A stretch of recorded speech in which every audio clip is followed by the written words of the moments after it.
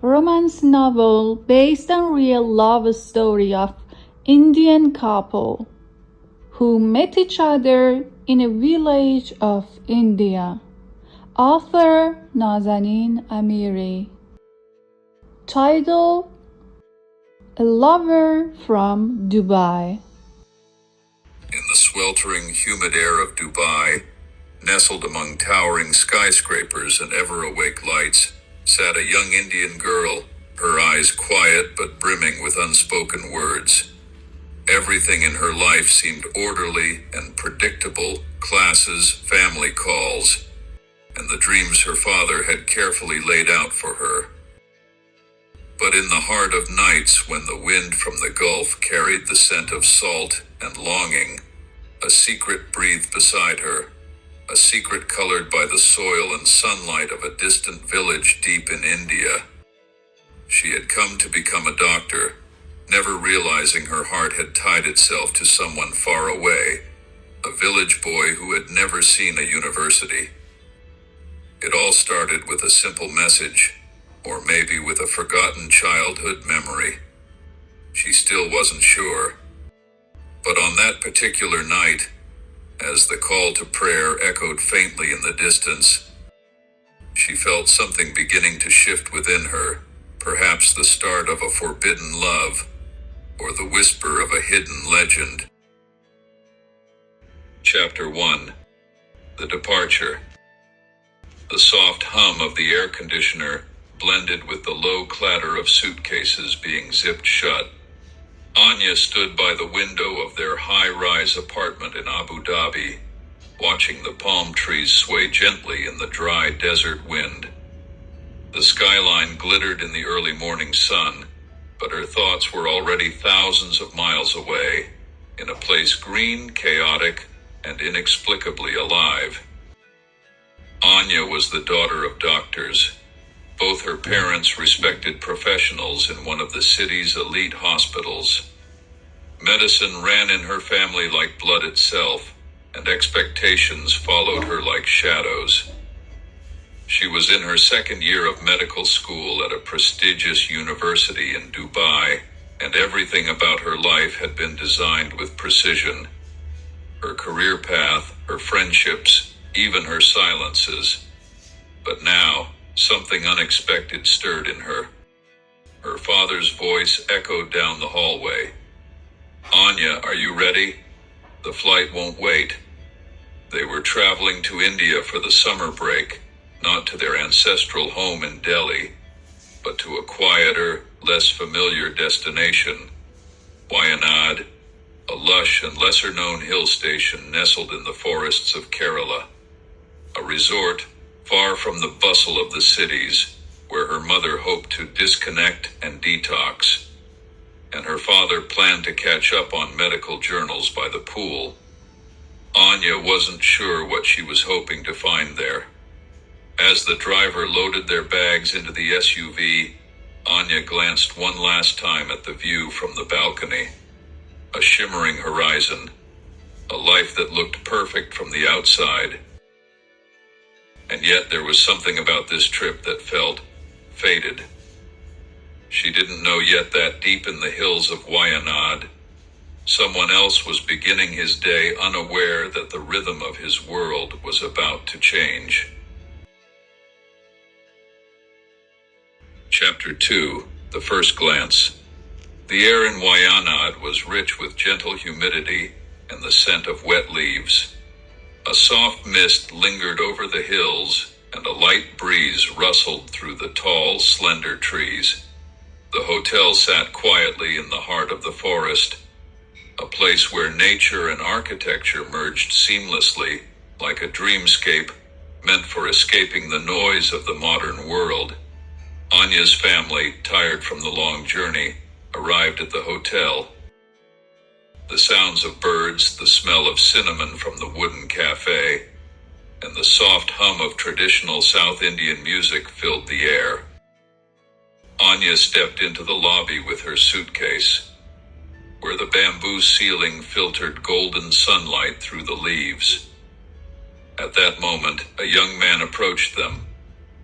His face was calm, his skin the color of the earth, his hair dark and wavy, and his eyes, not just observant, but understanding. His gaze, despite his youth, carried a quiet wisdom. In a soft, polite tone, he said, "Welcome to Wayanad Hill Retreat. My name is Dayansh. If you need anything, I'm here to help." Anya looked at him, almost instinctively. There was something in his eyes that pulled her briefly out of time. It wasn't politeness, it wasn't routine. It was something unspoken, a flicker of truth she couldn't name. Throughout the afternoon, she noticed him again and again, guiding guests, checking the room lists, or smiling at a child who had picked a flower from the garden. And with every glance, her heart grew a little more restless. She didn't know what this beginning was, but her heart had quietly started singing a song that only Dayansh could understand. Chapter 3, A Different World.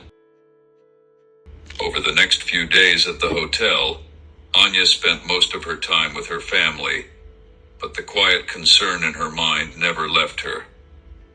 The occasional glances she caught of Dayansh, always busy helping guests or attending to the hotel's duties, left a deep impression on her. Sometimes from the cafe window, she would see him tending to the flowers or looking after the small garden by the hotel. In each movement, there was a quiet grace and determination that wasn't immediately apparent. One afternoon, as Anya wandered into the hotel's courtyard to escape into the calm of the forest, Dayansh came over. He was cleaning one of the small streams, and when their eyes met, he gave her a brief smile. "Alone again?" His voice was soft and deep. Anya nodded and smiled. "Yes, sometimes it's necessary to take a break from everything." Dayansh pulled his hand from the water and stood next to her. "I come here too sometimes to be alone. The trees here, they speak a little more than anywhere else." Anya paused for a moment, then looked at him carefully. "Why here?" Dayansh sighed, his gaze drifting into the distance. "Because here I can feel like something in life truly belongs to me. At home, with all the pressure, I never get that feeling." Anya stood still for a moment, and a deep sense of compassion washed over her. Something stirred in her heart. Dayansh, this young and intelligent boy, who at first seemed out of place in such a busy, perfect environment, came from a poor family.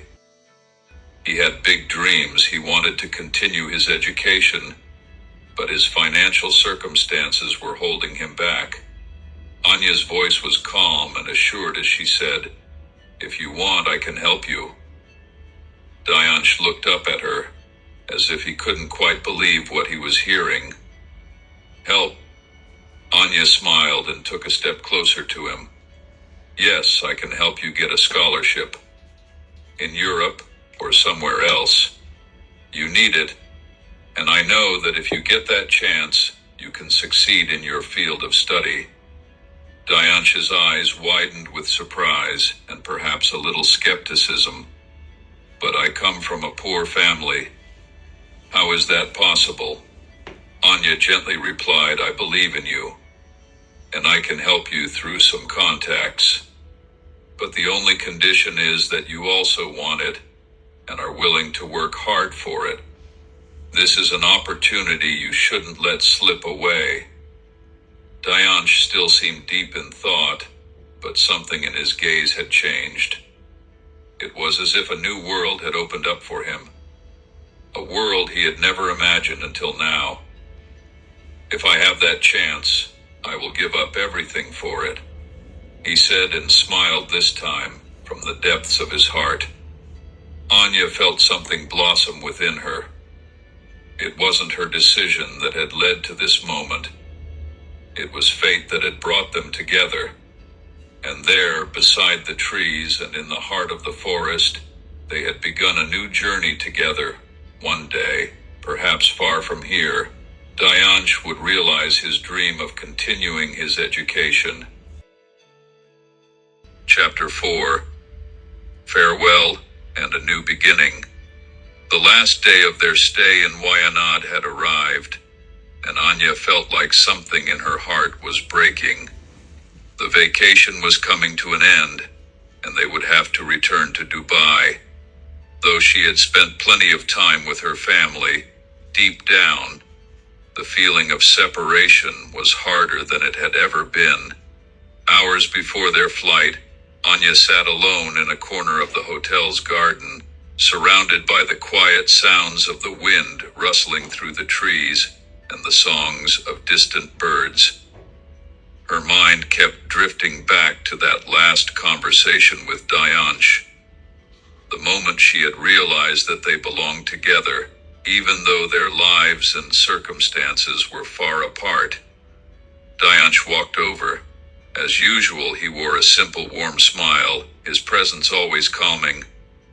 This time there was no trace of the initial doubt in his eyes, just peace and a deeper sense of trust. "Is this really the last time I'll see you?" His voice held a quiet emotion. Anya looked up, meeting his gaze. "Yeah, I guess this is the last time." For a brief moment, Dayansh's eyes clouded, but then he spoke with more certainty. "I don't want to be apart from you. You gave me such a big opportunity. I don't think I'll ever be able to thank you enough." Anya smiled, though her heart felt heavy. "You don't need to thank me. You deserve the best." He sighed, and for a moment there was a pause between them. Then in a soft voice he said, "I still don't know if I can get the scholarship or not, but ever since we talked, I feel like I have to try. Not just for myself, but for the person who believes in me." Anya gazed into his eyes, and something stirred inside her. It was the same feeling she'd had the first time she looked at him. Something that, even across thousands of miles, couldn't be hidden. "Please just try. For yourself, for your dreams," she added quietly. "And if you ever go far from here, never forget that I'll always be here for you." Dayansh nodded slowly, extending his hand toward hers. Anya took it, and their hands clasped together for a moment. "I'll never forget." His voice was firm and determined. As they said their goodbyes, and Anya walked toward the hotel gate, she still felt like something was left behind in her heart. This goodbye, though temporary, was more than just a farewell. It was a new beginning for two people whose lives were now in some way intertwined. Anya returned to Dubai, but the days and nights were filled with waiting for Dayansh's emails. With each message she opened, deeper feelings awakened inside her.